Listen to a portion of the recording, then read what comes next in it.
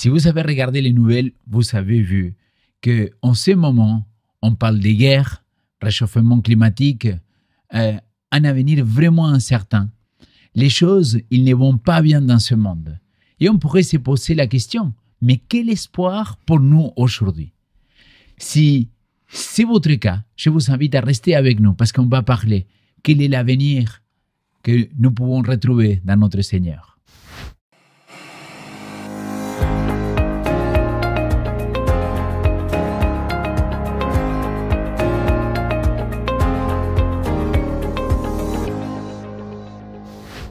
Bienvenue à chacun de vous, nous sommes contents de se retrouver à nouveau pour cette école de sabbat dans laquelle on va aborder les nations, mais la 12e partie. Oui, nous sommes toujours dans le 12e trimestre de l'année 2025 et on est en train de parler des allusions, images, symboles, comment étudier les prophéties bibliques. Et là, nous sommes encore avec Nicolas et Sergi pour pouvoir étudier la 12e partie des nations. Et je vous remercie beaucoup. Et pour ceux qui ne vous connaissent pas, Sergi, tu voudrais te présenter en quelques mots qui tu es? Mon nom est Sergi et j'ai travaillé avec la Jeunesse adventiste dans la fédération et aussi avec la communauté pour les post-chrétiens. Super, merci beaucoup Sergi. Nicolas? Alors Nicolas, pasteur à Genève et aussi secrétaire de fédération et collègue de Léon. C'est un plaisir de pouvoir partager ce temps d'étude de la parole ensemble. Alors, les amis, tous les deux, vous avez eu des postes à responsabilité. D'après votre expérience, parce que l'un comme l'autre, vous avez dû gérer différentes situations, selon vous, quels sont les principaux défis de travailler avec l'être humain? Pour moi, le plus grand défi, et du point de vue de ceux qui ont une certaine autorité, entre guillemets, c'est toujours savoir pourquoi. Pourquoi tu as une autorité, pourquoi tu as une poste de responsabilité, toujours garder précisément pourquoi. Et savoir le décliner envers l'autre. Tu es là pour servir, tu es là pour donner des opportunités, aussi pour maintenir un ordre, mais savoir toujours très clair pourquoi tu es là. Et jamais croire que les autres, ils sont là pour toi. Ça, c'est intéressant. Nicolas, toi, dans ton expérience, quelles sont les difficultés ou les challenges les plus difficiles par rapport à cette gouvernance parfois humaine dans laquelle on doit faire face, qu'on est à la tête des responsabilités? Ne pas choper le melon. Oh. Non, voilà, franchement, ne pas se prendre trop au sérieux. Je pense que le défi qu'on a, c'est que dès qu'on veut rentrer et dès qu'on a une responsabilité, c'est qu'on prend cette responsabilité, ouais. Et je sais de quoi je parle, et puis on la porte, et puis on l'endosse, et puis on a l'impression que les gens ils entendent tellement de nous. Et finalement, je pense que la chose, c'est de toujours se rappeler que, encore une fois, comme disait Sergi, on est au service. Et ne pas se prendre trop au sérieux, d'avoir toujours cette part un tout petit peu de considérer qu'il y a une bonne partie qui ne nous appartient pas dans tout ce qu'on peut vivre dans les relations aux autres. Excellent. Moi, j'aime beaucoup cette notion-là de responsabilité. Hein? Quand tu es dans la responsabilité de quelque chose, ça ne veut pas dire que c'est toi le fautif, mais c'est toi que tu vas savoir donner une réponse à ce qui se passe, au conflit, au problème. Alors les amis, je vous invite à prier ensemble avant de se lancer dans cette étude. Père éternel, merci beaucoup de nous accompagner, nous guider pendant ce temps-là dans lequel on va ouvrir ta parole. Je te prie que ton Saint-Esprit puisse être avec nous et avec tous ceux qui nous écoutent et ils nous regardent. C'est ma prière au nom de Jésus. Amen. Amen. Mes amis, dans la suite de cette étude qu'on a pu vivre ensemble la semaine dernière, aujourd'hui on va parler des gouvernances divines et de l'autre côté, la gouvernance ou le gouvernement humain. Et en étudiant le passage qu'on avait vu de Genèse et d'Apocalypse, on a pu regarder que s'éloigner de la direction de Dieu et établir ses propres systèmes de pouvoir à travers un prisme des prophéties bibliques et de ce qu'il va se passer dans la suite des temps. Alors, si vous me permettez, un des textes qui a été proposé dans la leçon, c'était Psaume chapitre 46, verset 10, et il dit « Tenez-vous tranquille et sachez que je suis Dieu. Je serai exalté parmi les nations, je serai exalté sur la terre. » Avant le péché, Dieu avait prévu quelque chose d'autre. Genèse chapitre 2, verset 16, il dit, et ça je vous invite à le lire, le verset 16 et 17, « Le Seigneur Dieu donna cet ordre à l'homme. Tu pourras manger de tous les arbres du jardin, mais tu ne mangeras pas de l'arbre de la connaissance de ce qui est bon ou mauvais, car le jour où tu en mangeras, tu mourras. Alors, le premier commandement donné à l'humanité concernait la connaissance de l'arbre de bien et de mal. Alors, ma question, il va aller plutôt dans ce sens-là. Quel était l'environnement initial prévu par Dieu pour toute l'humanité et en quoi le jardin d'Éden peut-il être considéré comme un lieu d'apprentissage direct de Dieu? Je crois que le contexte, c'est un contexte idéal depuis le début. C'est quelque chose qu'on le voit évidemment. Ça répond au plus grand des rêves qu'il pourrait avoir l'être humain. Il est divin, il est donné par Dieu, il est parfait, il est magnifique. En même temps, pour moi, la leçon que je tire la plus belle, c'est que tout est en harmonie. Et pour moi, ce qui est intéressant, c'est que, et c'est la leçon que l'être humain va apprendre, je le crois, c'est que tout il est en osmose. La relation d'Adam avec Ève, le choix d'un va affecter l'autre. La dynamique entre Adam et Ève aura un impact aussi avec la création qui est autour d'eux, et même la relation avec Dieu. Et on le verra surtout avec le moment de la désobéissance, que ces relations, nous ne sommes pas que nous, sans interaction avec les autres. Il y a un rapport qui est depuis le début souligné d'une façon pas explicite, mais qui est là, et qu'on peut le comprendre quand on le lit. Et pour moi, ce que je trouve qui est le plus beau dans cette histoire, c'est la leçon l'apprentissage le plus grand, c'est que Dieu garantit une relation personnelle avec nous au-delà des échecs qu'on pourrait avoir. Dieu garantit qu'au-delà de toute transgression, de toute désobéissance, lui, il se fait garant d'être auprès de nous, même si nos relations avec la personne qui est à côté de nous ou la création autour de nous, elle est complexe. Merci Serge pour cette notion et ces débuts de réponse. Et Nicolas, toi, tu voudrais ajouter aussi quelque chose par rapport à ceci? Oui, alors, pour rebondir sur ce que tu disais, Sergi, je pense qu'il y a un élément qui est très important dans le jardin, c'est qu'il est question de connaissance.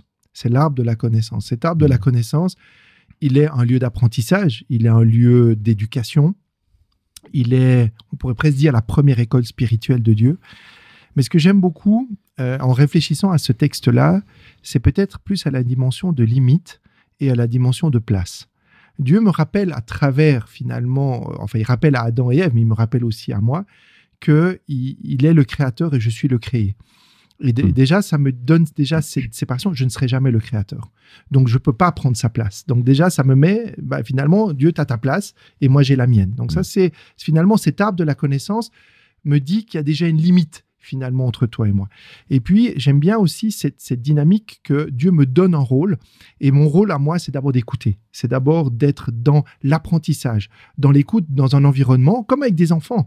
Finalement, on apprend un enfant petit à petit à connaître son environnement, à pouvoir utiliser cet environnement et pouvoir en être responsable. Moi, j'aime beaucoup parce que tous les deux, vous avez apporté quelque chose. Chez nous, avec mon épouse, elle en parle beaucoup de l'éducation positive. Et ce que en tout cas, je suis très touché, c'est que dans l'éducation positive, tu essayes d'apprendre l'enfant en le mettant face à ses responsabilités et aux conséquences de ses choix. Et ça, je trouve très beau parce que Dieu, c'est pas qu'il dit « je vais te punir si tu fais cela », c'est dire « écoute, tu as le choix. Tu es libre de faire le contraire à ce que papa et maman t'ont dit. Cependant, sache que à un moment, tu vas devoir assumer les responsabilités ou les conséquences de tes actes. Et ça, je trouve que Dieu, il est vraiment un éducateur positif. C'est-à-dire, Dieu, il te montre, il te dit, voilà ce qu'il va se passer. Ce n'est pas une menace. C'est juste que je veux que tu prends conscience et que tu puisses être dans la connaissance de quelles sont les conséquences si tu y vas là. Et pour moi, ça m'interpelle beaucoup parce qu'on va le voir, on l'a vu la semaine dernière qu'on a parlé de cette histoire-là, de choisir un roi. Il dit, tant pis, t'inquiète pas. C'est pas toi, Samuel, qu'ils sont en train de rejeter, c'est moi. Mais il va avoir des conséquences. Après, ce qui est magnifique avec Dieu, comme tu disais la semaine dernière, Sergi, c'est qu'il est capable d'en sortir le meilleur de cette situation-là. Alors, Si on avance un petit peu, l'un des sujets qu'on a beaucoup traité dans cette leçon-là de la 12e partie des Nations, c'était la notion de Daniel chapitre 2. C'est une des prophéties que je pense que notre Église il a beaucoup prêché avec les statuts, les 5 parties. Alors, Nicolas, est-ce que je pourrais te demander de lire le chapitre 2, verset 31 jusqu'à 35, parce que c'est là qu'il donne un petit peu l'interprétation de tout ce que le roi Nabuchodonosor il va regarder, il va voir dans sa vision, et comment Daniel il va l'interpréter. Donc Daniel 2, 31-35. Ô roi, tu regardais et tu voyais une grande statue. Cette statue était immense et d'une splendeur extraordinaire. Elle était debout devant toi et son aspect était terrible. La tête de cette statue était d'or pur, sa poitrine et ses bras étaient d'argent, son ventre et ses cuisses étaient d'airain, ses jambes de fer, ses pieds en partie de fer et en partie d'argile. Tu regardais lorsqu'une pierre se détacha sans le secours d'aucune main, frappa les pieds de fer et d'argile de la statue et les mit en pièces.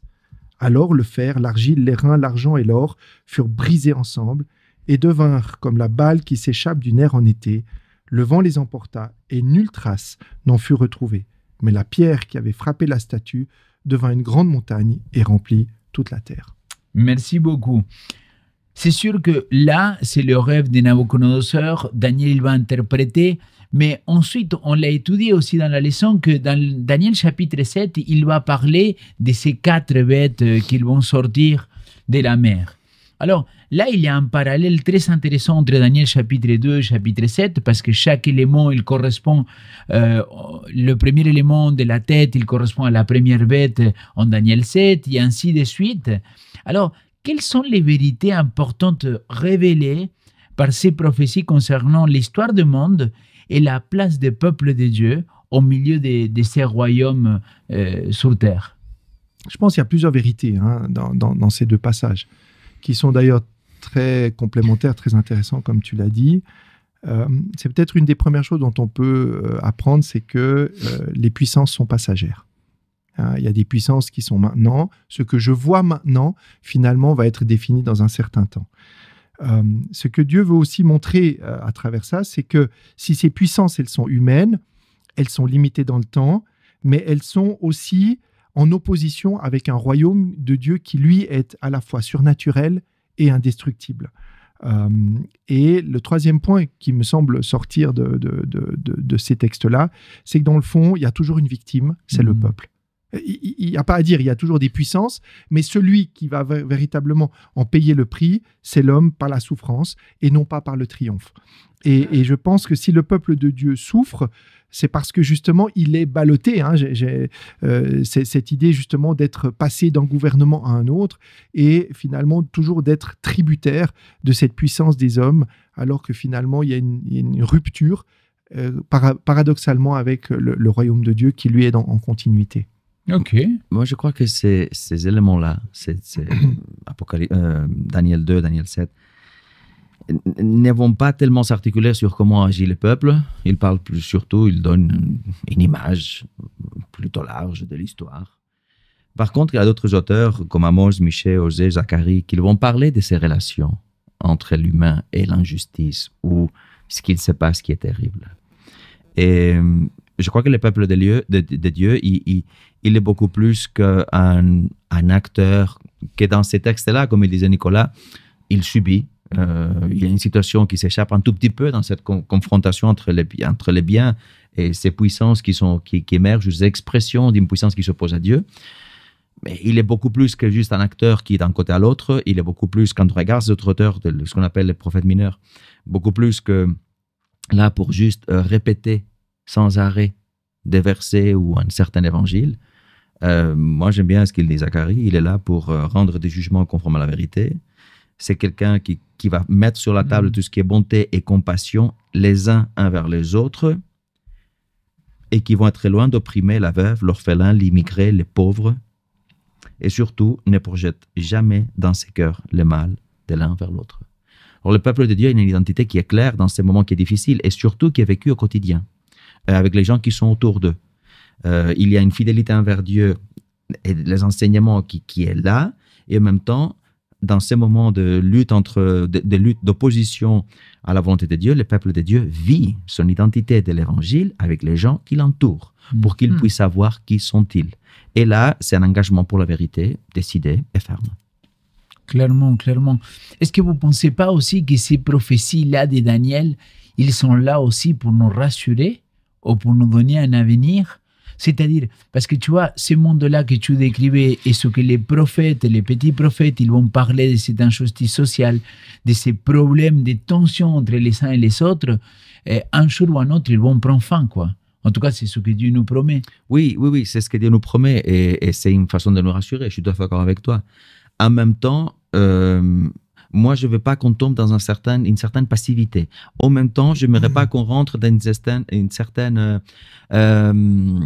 belligérance qui rate les coups. Ce n'est pas évident de trouver sa place dans ces situations. Et trouver cet équilibre, tu veux dire. Exactement. Et comment se positionner? Car certainement, quand on va regarder quelques-unes de bêtes, il y a les dragons, il y a la bête en Apocalypse qui a parlé, qui sort de la mer, la bête qui sort de la terre. On discutait avant qu'on commence le programme. Aujourd'hui, c'est facile à voir et comprendre qu'il y a non seulement un pouvoir qui est oppresseur de l'humanité, et c'est quelque chose qui est intéressant, parce que c'est l'oppression envers l'humanité, et le peuple de Dieu, c'est pas contre le peuple de Dieu, mais c'est contre l'humanité, dans laquelle l'humanité, elle est manipulée, trompée et abusée.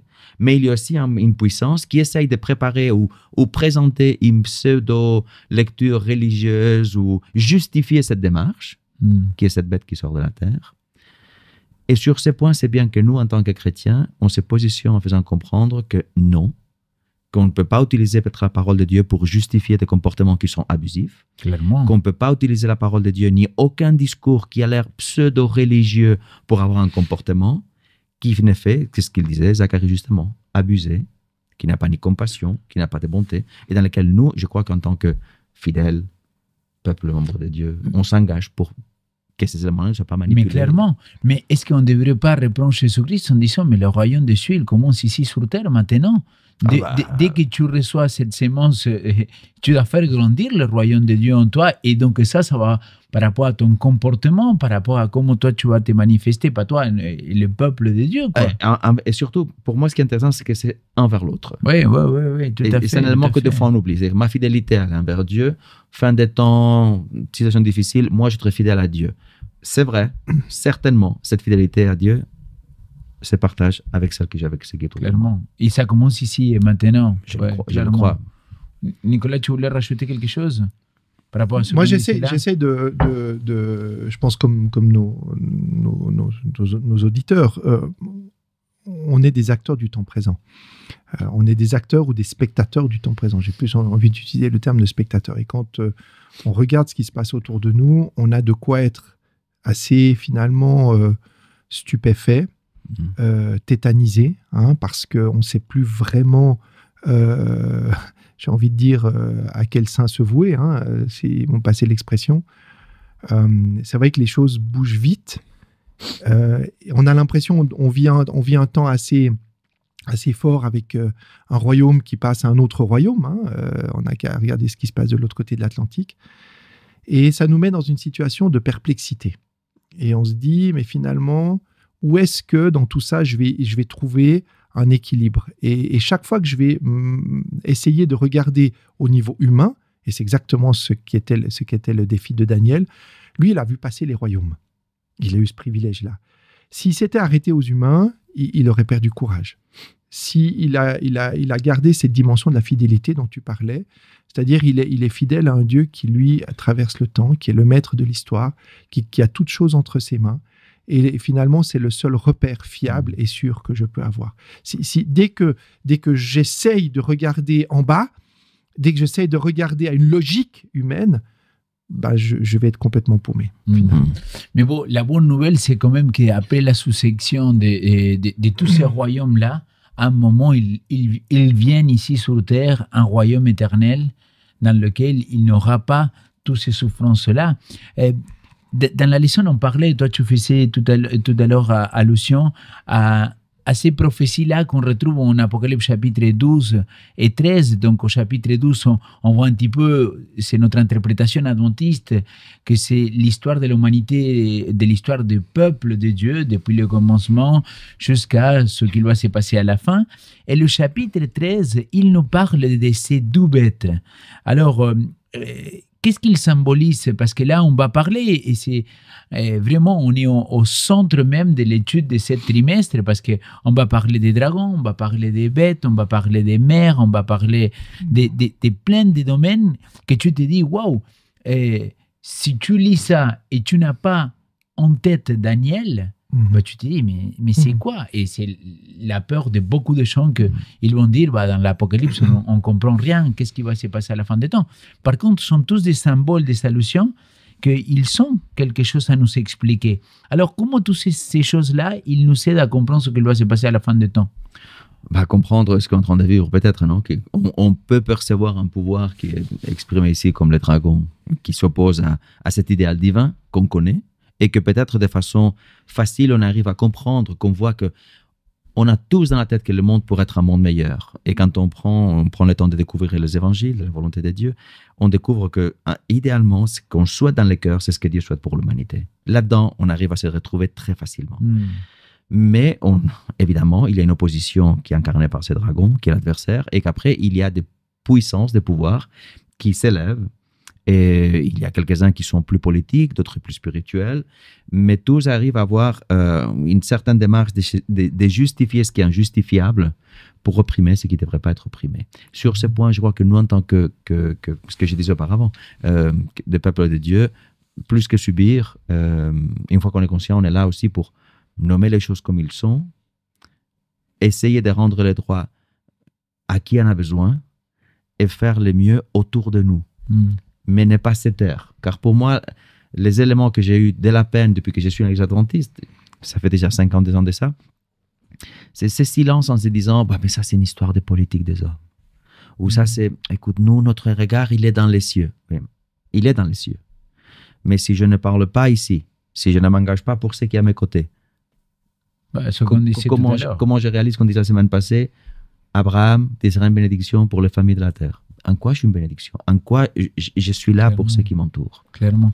Mais c'est justement, je trouve que c'est ça qu'à un moment, il faut nommer les choses comme elles sont. Donc, le dragon, c'est le serpent ancien, c'est le Satan, l'adversaire, et comme tu l'as très bien dit, cet ennemi de Dieu qu'il essaye de faire du mal, de quelque part détruire le royaume de Dieu. Et ça, nous, on doit être conscients.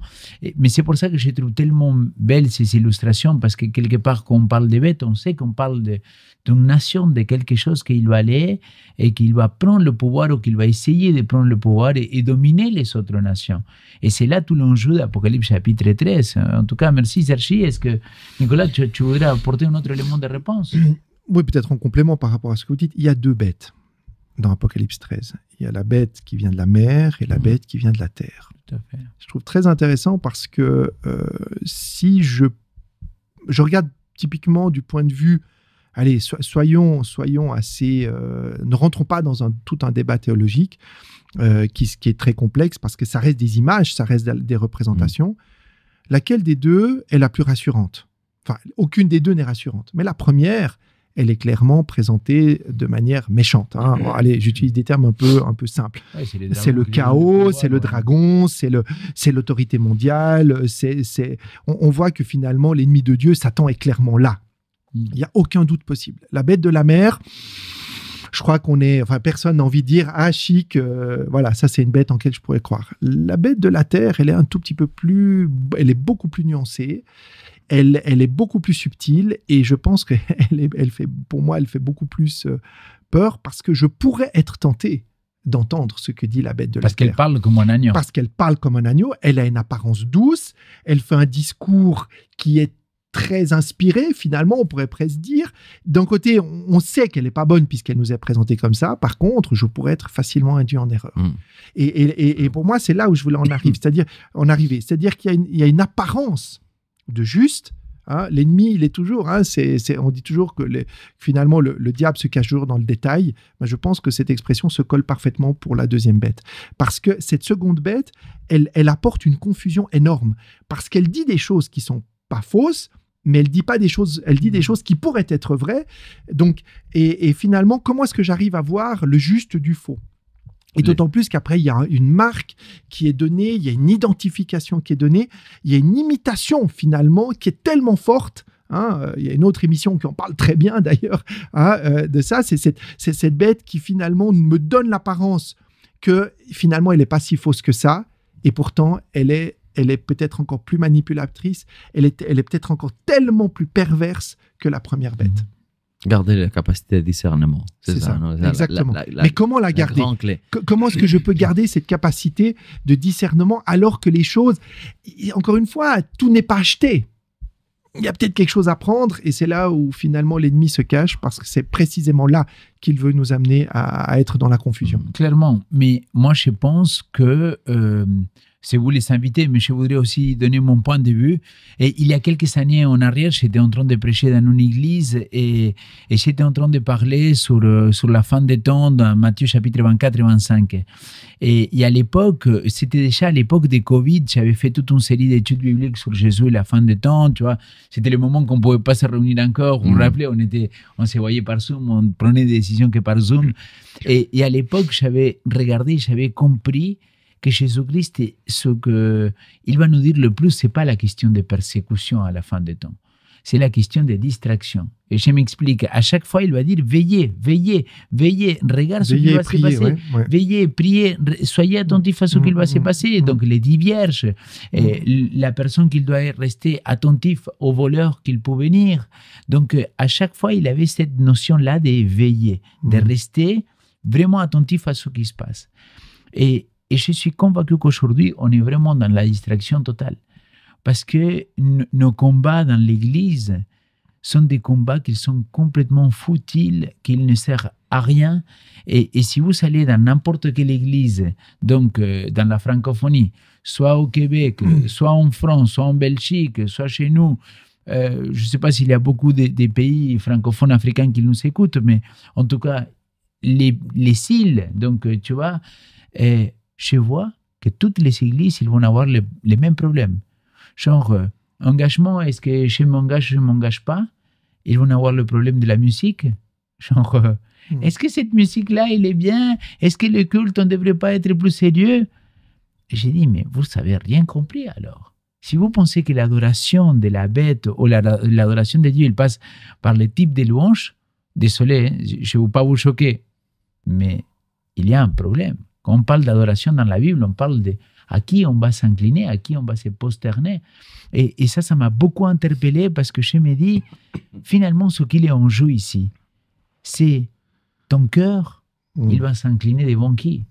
Devant le dragon, devant la première bête, devant la deuxième bête, qui sont les trois, ils vont se relier pour parler ensemble avec le faux prophète, ou ils vont toujours rester fidèle à Dieu. Et j'ai dit, Apocalypse chapitre 12, il dit, voici le commandement de Dieu, voici la persévérance des saints, ceux qui gardent le commandement de Dieu et la foi de Jésus. Bon, voilà comment tu peux être guidé aujourd'hui, non? Ouais. Mais, juste pour finir, je sais, c'est vous les invités, mais c'est un sujet qui me passionne. Vas-y.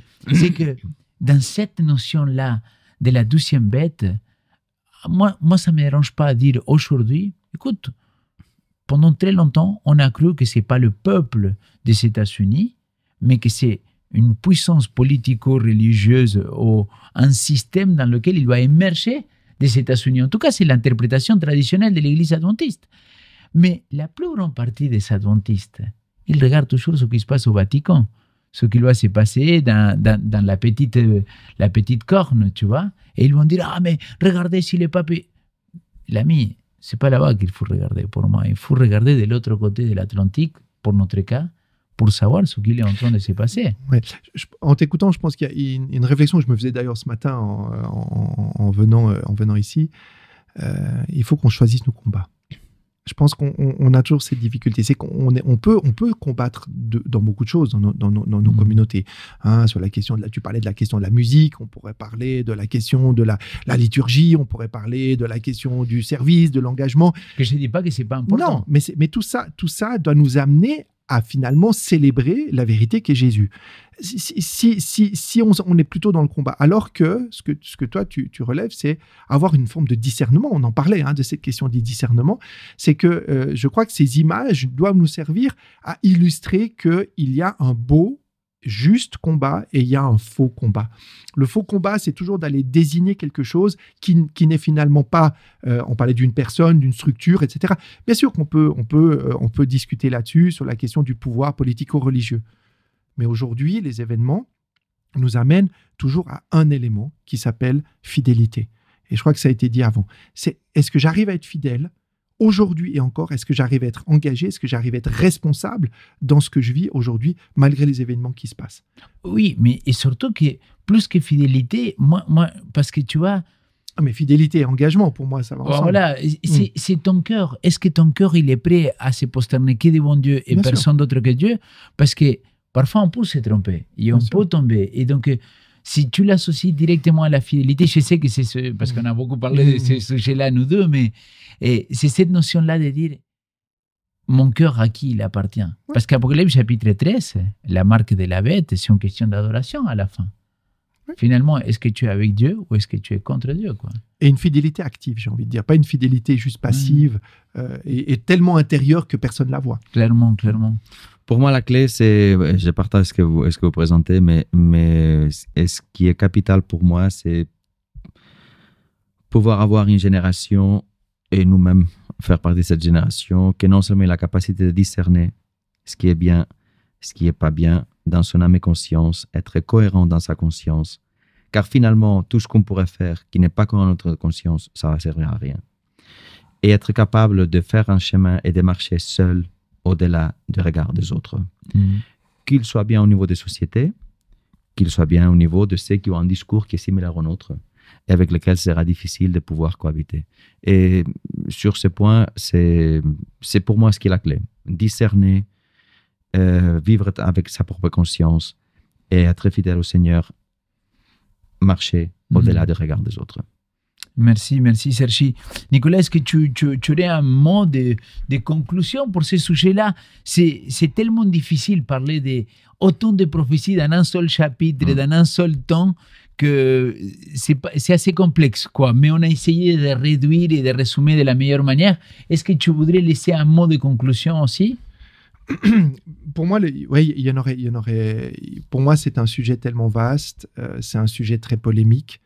La réflexion que j'aimerais me faire, c'est jusqu'à quel point je dois m'attacher au symbole ou essayer justement non pas de me détacher du symbole, mais d'aller chercher non pas dans les événements, mais plutôt dans ma relation, ce qui dysfonctionne, plutôt que ce qui se vit dans le monde.